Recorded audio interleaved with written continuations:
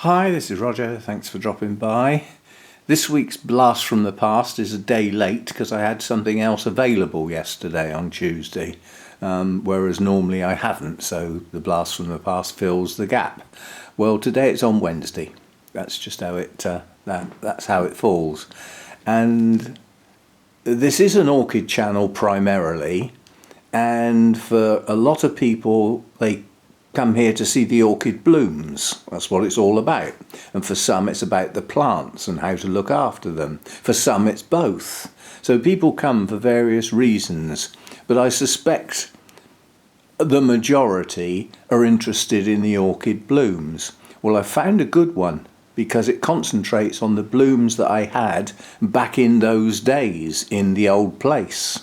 And I can safely say that most of the blooms you're going to see in this video are on plants that I no longer have, and in many cases couldn't keep because of my lower temperatures. So this is a look of orchids that I once used to keep and used to enjoy, and there's some absolute beauties in it as well. So I hope you enjoy it. Blast from the Past, a look round at some of the blooms that were obviously all out at the same time. It's all very well having, 150 odd orchids, but there are times when there aren't many in bloom. Well, this particular video obviously caught those days at a time when quite a lot was in bloom. There's a lot of variety there, a lot of colour, and I hope you enjoy it. Bye for now.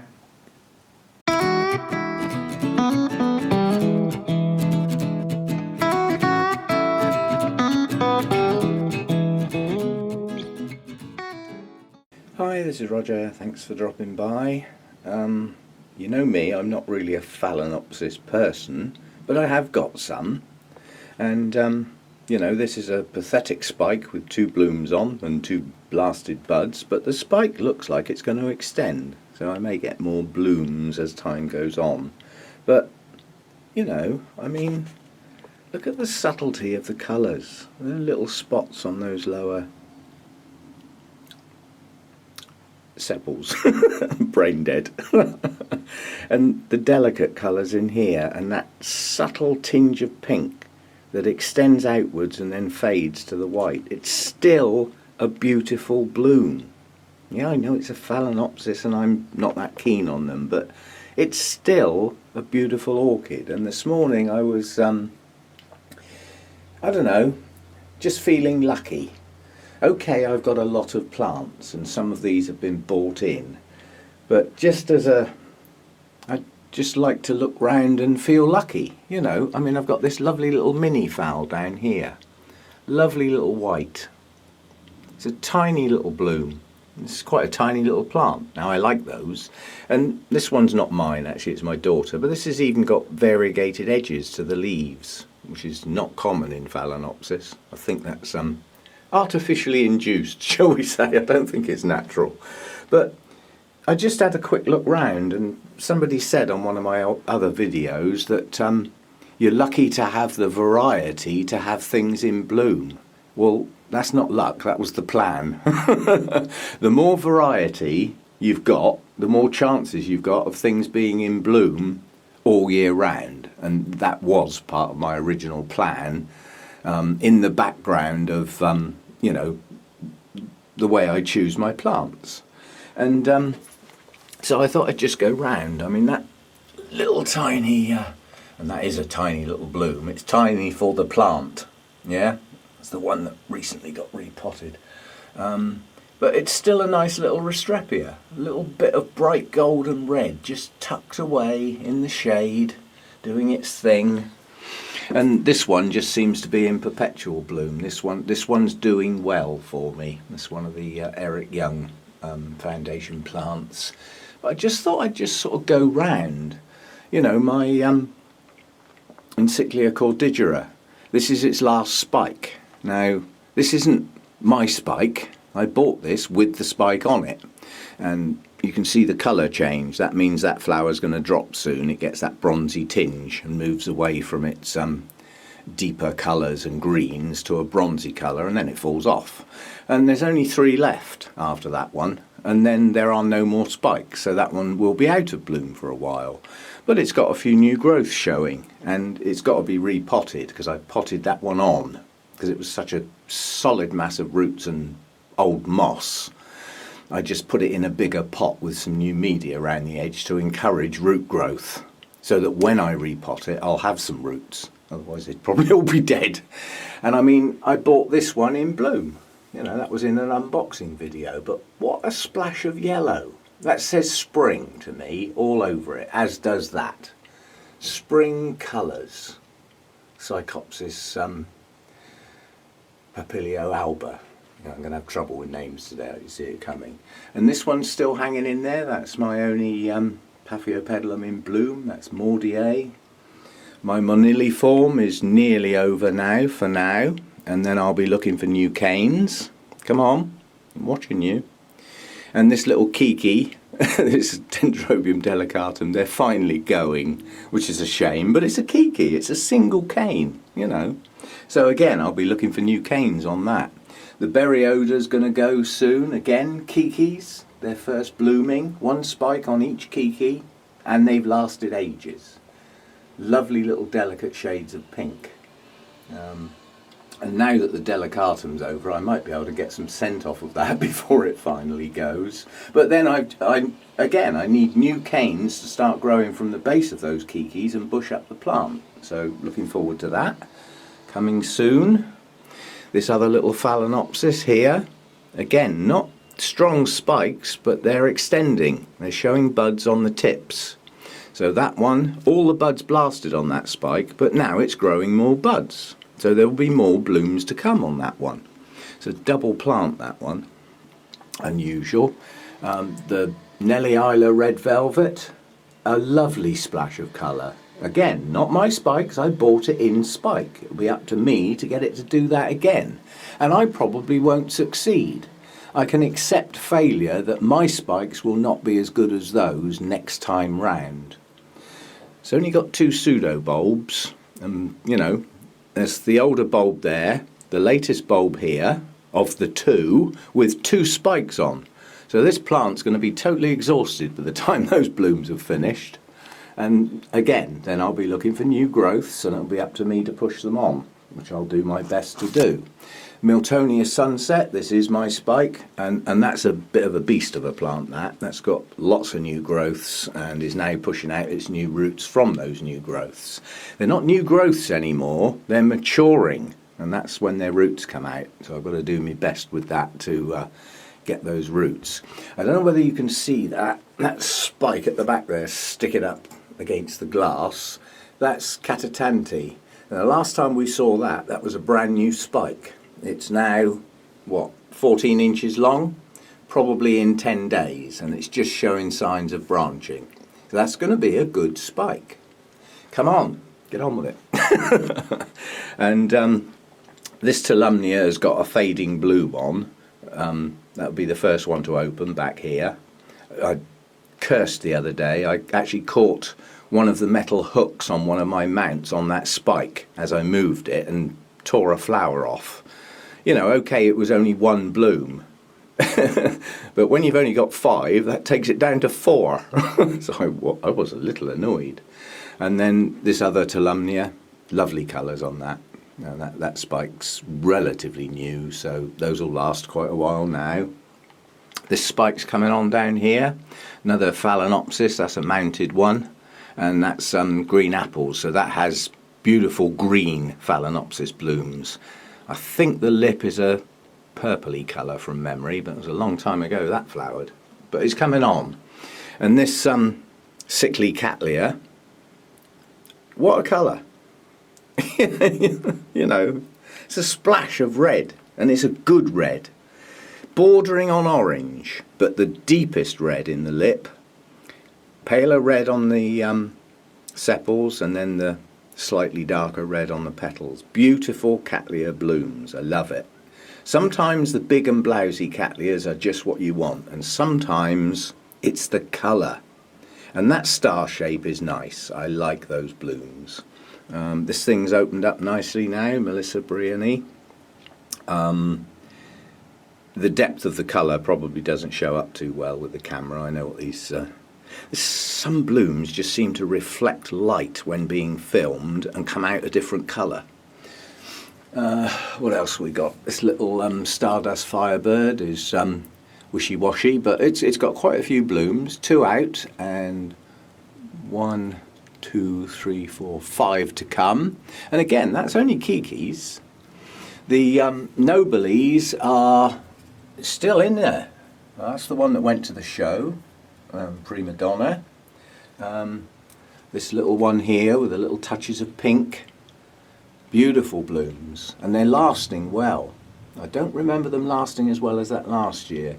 And the other one, if I can hold the camera up in the air and point it somewhere in the direction, again, the blooms are just starting to fade on that, but that was my first Nobile to open. They've lasted very, very well.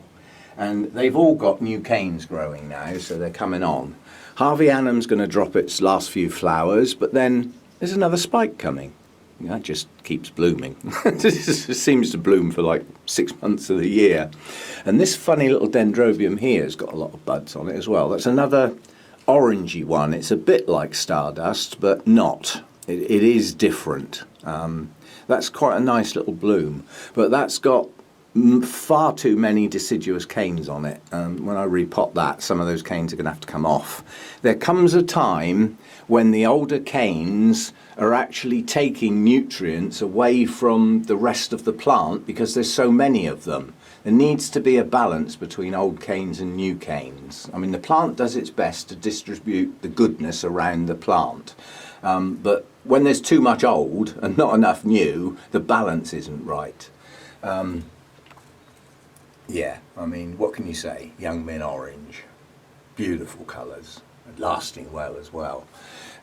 This blousy Cattleyas down to its 2 blooms now. The other 2 went, but you know, again, it's lasting pretty well. What else we got lurking around? The Zygo's on its last spike. Again, I can't take credit for that spike. It was on it when I got it. However, it has opened and the plant's not dead yet. And with Zygos and me, that's a bonus. Any Zygo that's not dead yet is a bonus because I seem to just kill the flipping things. But yeah, that's just a quick look round at the blooms. And I do feel lucky to have that amount of colour in here. And don't forget to look up, Roger. When most of your plants are hanging up in the roof, they're easily missed. That's my Brassavola nodosa. That's a nice spike this time. Good little set of blooms. 4 on a spike and another 4 on the next spike. That'll be opening soon. That's still a young plant, relatively. But I get a feeling with some orchids, once they bloom, they just continue to do so if they're happy. So despite it being a young plant, the fact that it's actually bloomed, I suspect that every new growth will now bloom. And that's just how it will be. It obviously gets enough light or it wouldn't bloom. They're susceptible to low light levels, they don't like it. And oh, the scent from this is gorgeous. I keep forgetting because it's up in the roof. But I mean, I'm pleased with that plant. You know, it doesn't look much, but it produces blooms like that. They're gorgeous. Let's stick that one back up in the roof. And when you're talking about value for money with orchids, that's my little Arangus fastuosa. It's just starting a new leaf now, that's good. And then that will be followed with some new roots. Because the root system looks appalling, but it's not, it works. But look at the size of the plant relative to the size of the blooms. You know, that's really good stuff. Now that's a shame because on that spike, 2 buds blasted. That should have had 4 blooms. Now although that went to the Wessex Orchid show, because I didn't have a plant stand to display it properly, it didn't get judged. And the plant that took the first in that section was a fastuosa. Now the plant was slightly better than this one, not a lot, but all the leaves were good. And it had 2 blooms on it, and it took the first. So if that had had 4 blooms on it, that would have stolen that section. Still, why they blasted I don't know, they just did. And you know, I've got 2 blooms. And I have to come out here at night time if I want to get the scent on this one, because it's night scented. But yeah, lovely spurs crossing over each other in this case. That's just the way normally they would hang down. But the plant that was in that show was in a pot, and quite honestly it didn't look anywhere near as good as growing naturally like that. That's how they grow. It's strange. There's some Orchis that will only grow on a certain type of tree, and they will only grow on that tree if the bark is totally bare. They grow in nothing, a bit like Tolumnias really, but they seem to favour a certain type of tree. And in one particular case, those trees are artificially grown in plantations. So if we stop doing that, we might lose the plant. Anyway, don't forget to look up in the air, Roger. There's things lurking up there sometimes. It's a nice place to be, yeah? And while I'm at it, thanks for the support on the bonsai video. It was a little bit of an experiment, because it's, you know, most people just think of this as an orchid channel, and that's fundamentally what it's always been. But, you know, I have got a few bonsai. I will be doing some trips out. There will be different videos to come. It won't all be just in this grow room looking at these orchids and repotting them and things. There will be other things. And I was amazed this morning when I got up and I had a look at the comments, and I had probably more comments on that bonsai video than I've had on an orchid video for some time now. So I was well pleased. Later today I'm going to repot what I would consider to be a proper bonsai. That wasn't. That's just a young tree in a pot. It's getting its shape, but it's not there yet. It's not a true bonsai yet. But the one I'll do later today is one of my best bonsai. It's a hornbeam. It's heading up to 50 years old now. It's a very mature tree. It's a little bit out of shape due to my neglect, but because it's a relatively vigorous tree, it will be easy to bring back into its right shape again. But yeah, somehow or other this morning I came in here and I felt lucky to have these blooms to look at first thing in the morning. And just a taster of what will be, look at the rate of growth on these buds on this Nesta cane. That's going to be so. Now this poor thing, it's in a lousy pot and it's got to come out and go on a mount soon, actually, before these buds start getting too big. And the pot has to hang on its side. It's got 2 new growths coming out now, so you know, in the very near future would be a good time. But as far as photosynthesis is concerned, these are the only leaves left, and it's a pendulous cane.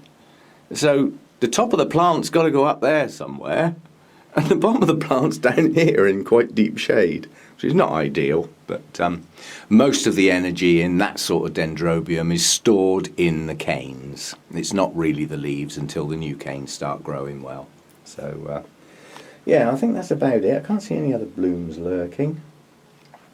These things are still getting their daily dip, yeah. And I still don't see any signs of life on that. We live in hope. Anyway, it's watering the Vandas. That's now every single day. And the mounts are not far off being every single day. The shade netting's off. It looks like it's going to be a sunny day, so I'll have to pin that up in its place a bit later. That's a daily thought. Is the sun going to be coming in through that bare glass? If it is, the shade netting needs to go up. If it's going to be a dull day, it can stay down. Come the end of March, beginning of April, it will just go up and stay up there permanently. And the other thing I've got to watch is the roof. I did notice for the half an hour that the sun came out yesterday, it's so much higher in the sky. So instead of hitting the grow room at the side, through that end and then moving round to there, it's actually coming in through there now, and that's the roof, and there's no shade netting up there either. I mean, that's very easy to do. It's on like some bars of wood and it's rolled up it's along there, you can just see the shadow. So all I've got to do is unroll it and strap it down. So it's a very easy task to do, but it's not something I want to do every day or every other day. So when it goes on, it stays on.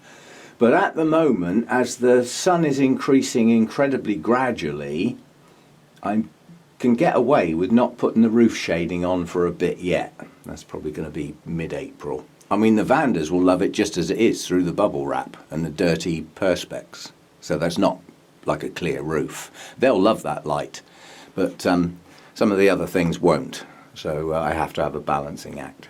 Anyway, that's it for this one. I just wanted to have a quick look round.